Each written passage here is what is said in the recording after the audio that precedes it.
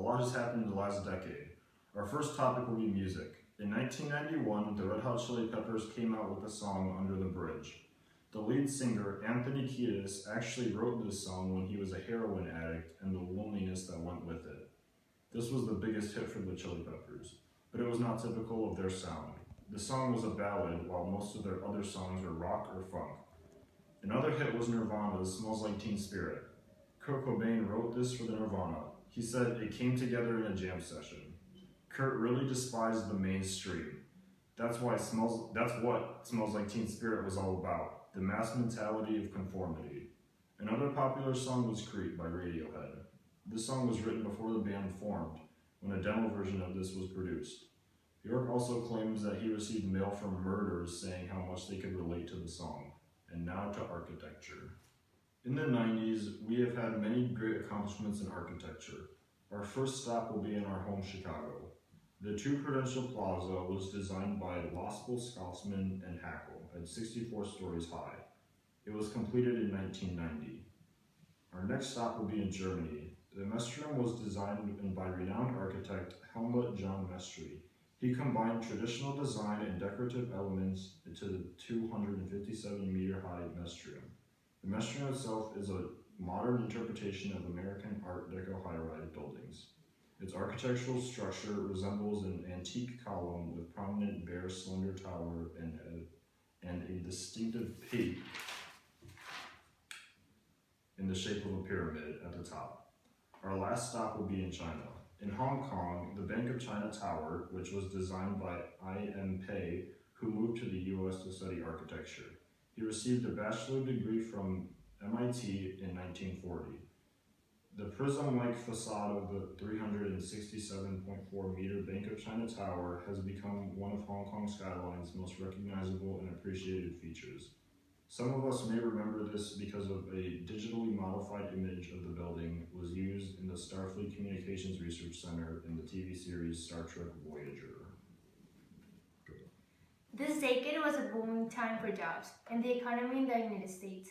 Unemployment was low, hitting an all-time record of 3.8%, meaning that most everyone who wanted to work could. Median income for a household, which on average consisted of 2.67 members, hovered around $56,985. When women began flooding the U.S. market, the jobs available were traditional, such as secretary, nurse, telephone operator, and teachers. But more than 2 decades later, jobs for women were available across the board, although women still remain in the minority of the best. The 1990s were notable in both the rise of independent cinema and independent studios. Famous movies were able to make advantages thanks to technology such as Forrest Gump and Jurassic Park. Disney's beginning began in 1991 with The Little Mermaid. This decade was also a turning point for society, and the movies representing this change. Film was a wonderful time capsule capturing the present and presenting it for us to look back.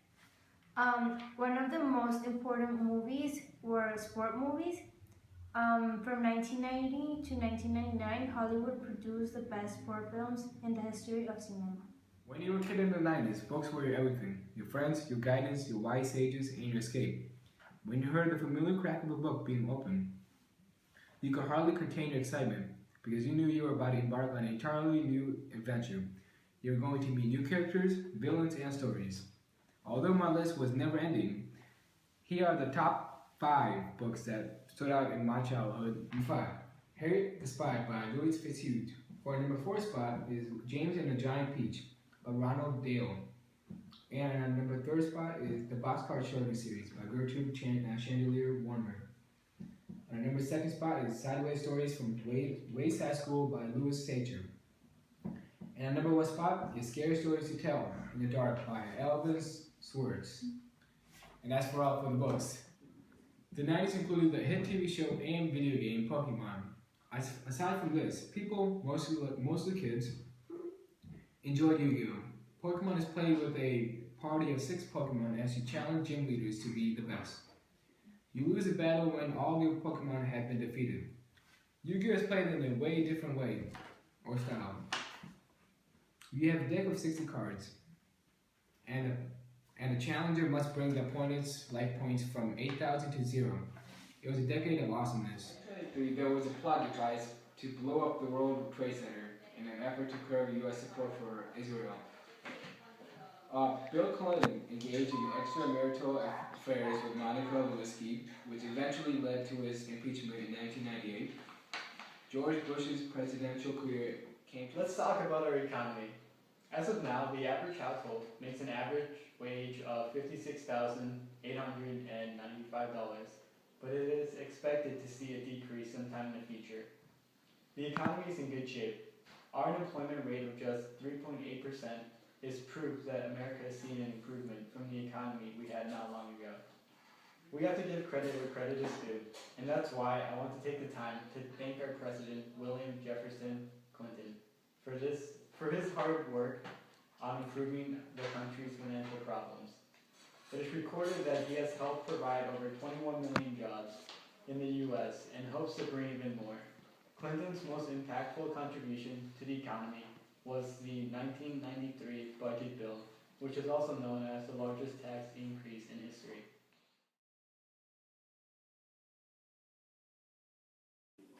Hello, in this decade, many amazing things happened in the 90s, one of these things being sports. In the early 90s, the Olympics was the first in decades that every single nation with an Olympic committee shows up, including Cuba, North Korea, and South Africa. It broke a record of 172 nations that participated in the Olympics. Next, in basketball, in the beginning of this decade, the Chicago Bulls made history in the 90s by winning 3 straight NBA championships that were led by the greatest ever, Michael Jordan. Then, a couple years later, in 1995, Michael Jordan again led the Chicago Bulls to win 3 straight NBA championships. Next, in this decade, baseball. In the 1990-91 season, Ken Griffey Jr. and his father became the first father and son duo to play on the same team during the same season. Griffey Jr. played for the White Sox and Breeders, and in 1999 he was the youngest player to be ranked on the Sporting News list. Well, this decade was really interesting sports-wise. That's all the recap of amazing things that happened in this decade. Thank you.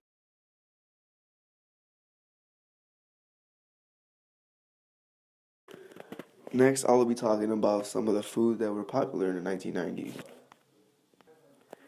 Bubble tape was a hot pink gum that was introduced in the late 80s, but the gum itself reached the height of its popularity in the 90s.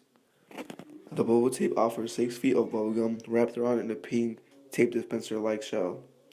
Next, in the early 90s, salad in a cup was brought up.